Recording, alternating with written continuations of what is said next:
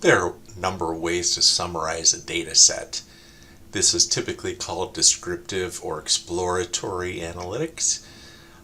So let's go ahead and get started with this one. We want to start with a new chat and then begin our analysis. The first thing we're going to do is upload the data. So I'm going to bring that in here, and it looks like it's read it. And I'll go ahead and open that up. A lot of times I'll ask it to provide the last 5 lines of data, and I could go and look at those here and go all the way down and see that it's there, or I could also just say please display it. I guess I'm always worried that maybe for some reason it didn't download everything. It kind of gives me another chance to look at the data and see what's there. But I'm going to ask it to display the last 5 lines of the data set. Alright, so here are the last 5 lines, and I'm able to see that. Okay.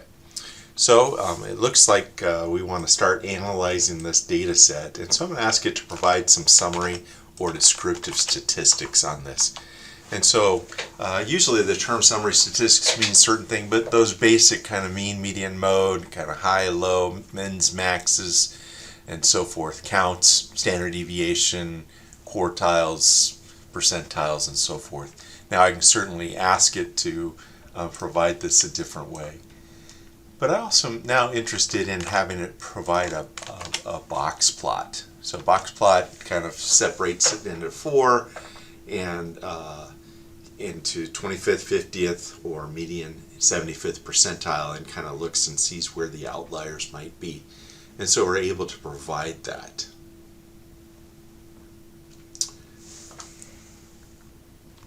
So here's the box plot. Typically, you can see the median, you can see the 25th and the 75th percentile, you can see the min, you can see the max, and some potential what might be considered to be outliers included there. And so we can this gives some information about that and sees what it looks like. Now, I am interested in additional detail associated with my summary statistics. And so before we just did summary statistics by transaction amount, but now I'm interested in doing it by transaction type. And so let's get that mean, median, mode, and standard deviation by transaction type. And so we're going to take a look at that here. Okay, so here we have the in-person transactions and the online transactions, and we're trying to see if those look different from each other. We certainly could do a plot of one over the other and see what they look like, or we could just do them separately. So let's go ahead and do now a similar thing by transaction type. Now we're going to do a box plot for in-person sales as well as online sales and see how those look different from each other. Do they buy more online? Do they buy more if you're there in person? How does that look like? And we're able to compare them kind of side by side, both in person and online. So it looks like the median is higher, the average is likely higher. We see some bigger extreme observations. The minimum looks about the same, but we can kind of see what that looks like here. And so we're able to see it in that way.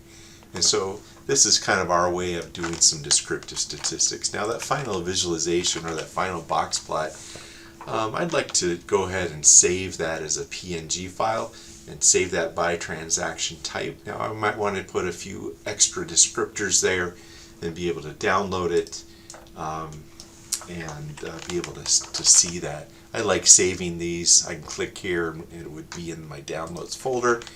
Or I also like to display the prompts so I kind of know the instructions that were given and some specifics about what was provided. So once that outputs that as a Microsoft Word file, all those prompts, I could also ask it to display it on the screen or not put it in as a Word file, but that completes this lab.